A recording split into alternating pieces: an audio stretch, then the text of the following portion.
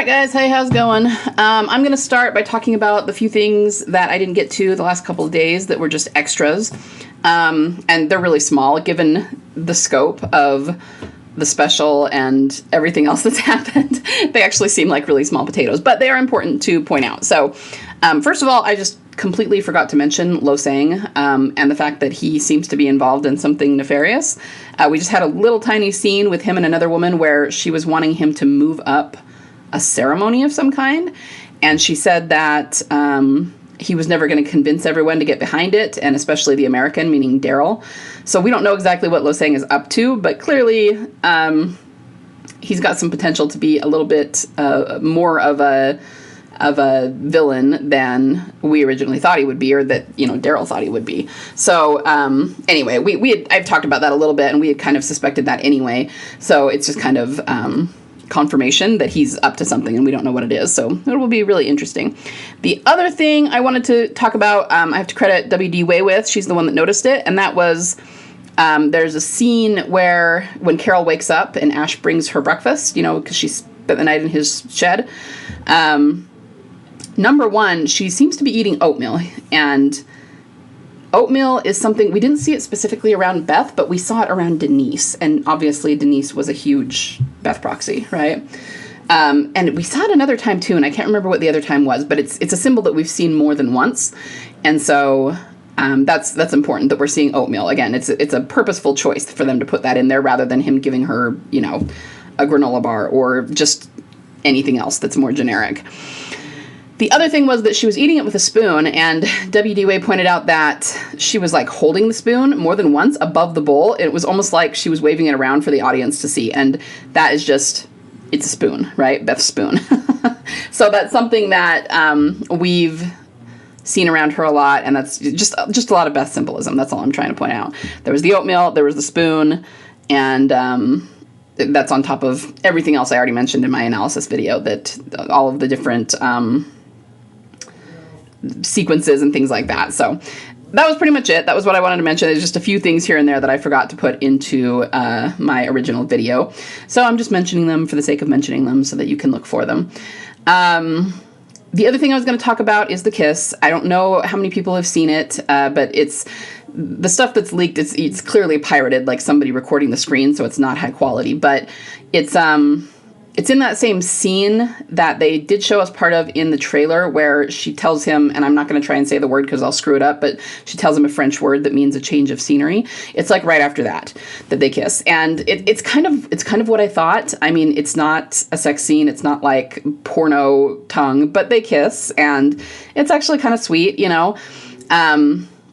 I don't know. Well, no, I believe that's coming up in this week's episode. And yeah, I don't really have a whole lot more to say about it other than that it doesn't bother me. We do know that she's dying, unfortunately. I mean, unfortunately for her. The other thing that I wanted to mention, though, is that it's actually really playing hard into a pattern that we've seen a lot on the show. So I've done full theories on this. I'll try to find... I'll try to post them so you can read them if you want. They're old.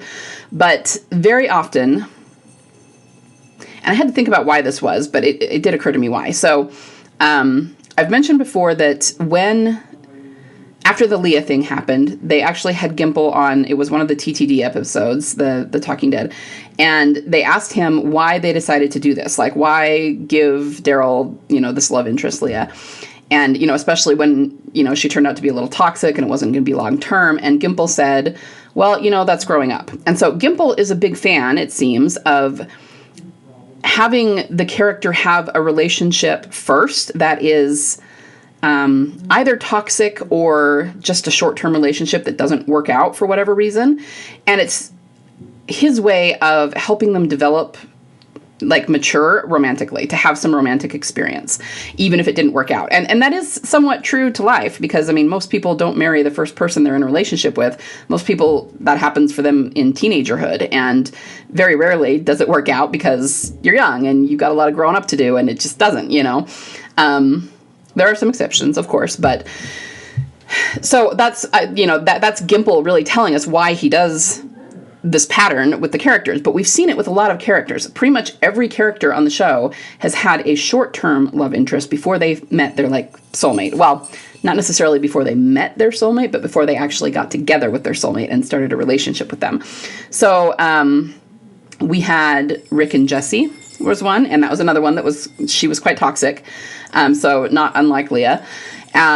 But they're not always toxic people that they start the relationships with. I'm thinking of like Carol and Tobin. I loved Tobin. I thought he was great. And not that I wanted her to be with Tobin. Obviously, Zeke is her soulmate. But I remember watching him and going, I'd marry Tobin. Like, he's so cool. I just like him. Anyway, but it was, in that case, he certainly wasn't the problem. If anything, it was Carol that was the problem. And it really wasn't fair to him because her heart wasn't in the relationship. So it was very one-sided. And either way, it just wasn't going to work out, right? Not in the long term. But you could also kind of see that she grew a lot from that relationship because when the war started with the Saviors, right before Tobin died, actually, she came to see him and talked to him, and she apologized and told him that, basically what I just said, that it wasn't fair to him, that she wasn't in the relationship, and also that she shouldn't have left like that, and she felt bad if she'd hurt him. That was a lot of growth for Carol, so you can see that there's actually a lot of reality in the way that Gimple crafts these relationships. But the thing that Isabelle is reminding me most of, excuse me, is Sasha and Bob. Think about Sasha and Bob. It was very similar to what we're seeing with Daryl and Isabelle. So assuming that they don't actually sleep together, and I kind of don't think they will. I think she's going to die too quickly after they kiss. It's going to be very, very similar to Sasha and Bob. You could argue that, well, I don't know, maybe I wouldn't entirely argue this, but probably a lot of people would argue that the whole reason Bob was there was to be a short-term love interest for Sasha. They met, they were cute together, they started a relationship, but then he died and nothing really came of it. This was not a large chunk of time out of either of their lives that they were together, right? And that's super sad. But it was her previous relationship before she met Abraham, who was her soulmate, right? The other thing about Bob is that, I'm really interested to see where they go with this because I want to see if this is a thing, but I've always wondered a little bit more about Bob's functionality as a character because I wouldn't say that he was there to set up the Grady arc, but he kind of was. I mean, he didn't have anything to do with Grady. He didn't go to Grady. He died before that. He and Beth were not close. I mean, I'm sure they met at the prison, but they didn't see each other. They didn't really have any scenes together, nothing like that. But there's this one little detail that has always bugged the snot out of me. And I go back to it like once a year or something and try to figure it out. And that was that Officer Lamson, who Rick ends up killing, before the prisoner exchange in Coda, his name was Bob. And I remember there even being an article about it back then, like a comicbook.com article about it that said, why were there two Bobs? And I don't remember exactly what they said at the time. I'm sure it was pretty generic, but if they were putting that in an article, then the powers that be are trying to point it out to us for some reason. And the most obvious answer as to why there were two Bobs is that Sasha, she had sympathy for Lamson, and she probably listened to him and trusted him more than she should have, just because he shared a name with Bob. And Bob, her boyfriend, had just died, and she was grieving for him. So the fact that she kind of screwed up there, and, no shade to her, like, she was grieving, it's completely understandable, but he took advantage of her and the fact that she was grieving and used that to escape, and then he died, and then they didn't have a third person to trade, and you could argue that is kind of the reason Beth got shot, because if they had had a third person, Dawn would not have had any reason to demand that Noah stay, because she would have gotten Officer Lamson too. So it was like this domino effect, right?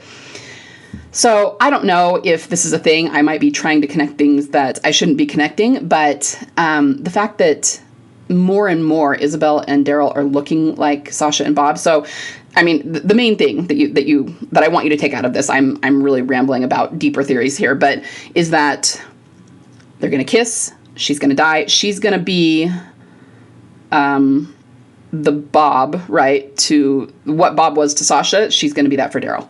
And not long after that. In every case, not long after the first relationship ends, the soulmate relationship starts. So it was really not long after Jesse died that Rick and Michonne finally got together, right?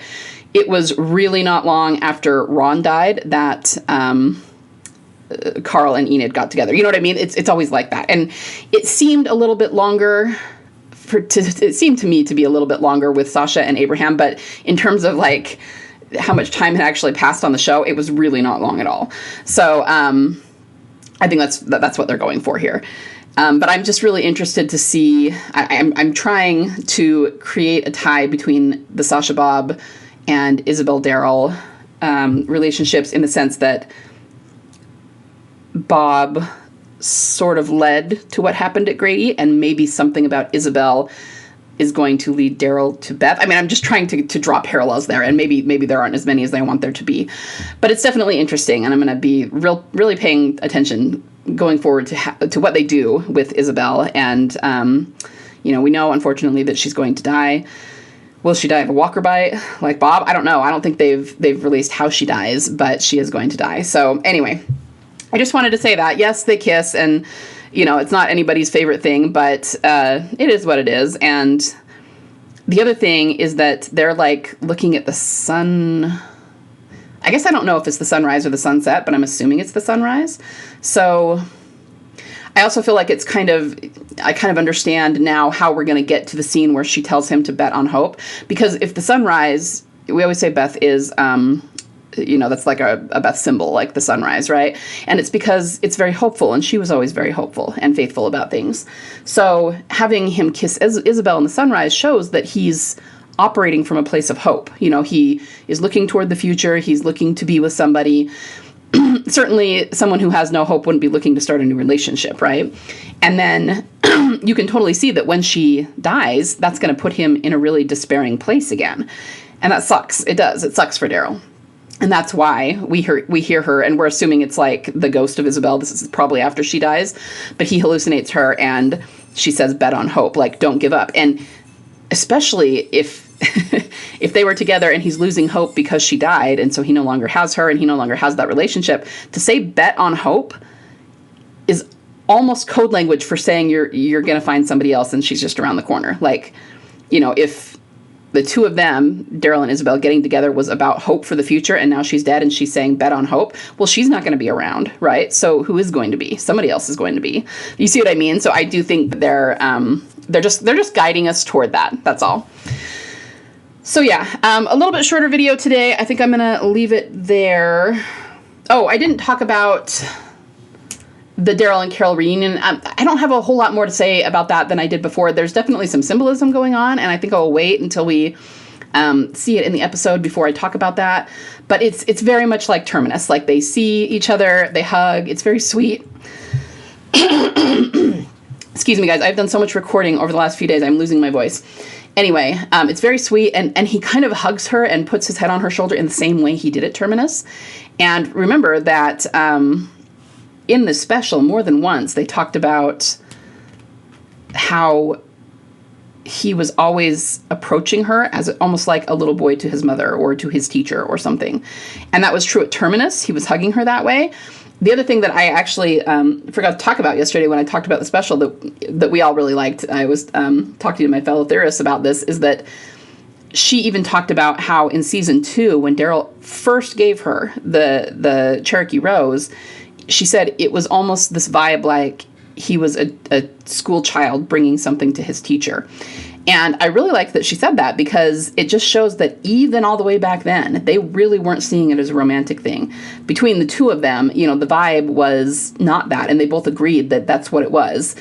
Because he was so awkward, and because he honestly had been starved for maternal attention, that was the vibe. You know what I mean? It wasn't feeling romantic to them as they were acting it out. Anyway, and that's not really what I'm talking about here, but that was just interesting that they said that. And I was like, okay, well, okay, this is why certain shippers are freaking out right now. But it's good for us. Anyway, but it was kind of the same thing at Terminus, like it was to them, it was like a mother-son sort of hug, not a romantic hug. And then I think they purposely did this hug in the reunion the exact same way to put that same thing forward, right? So I actually thought the scene where they reunite is really sweet. I really liked it, actually. And I'm not sure what episode that's coming in. I don't think it's episode 2, but I'm not sure exactly when that's coming. But it'll be here soon. So anyway, I'm going to call it there for today, but I will probably be back to do some more asks before the next episode airs. So talk soon.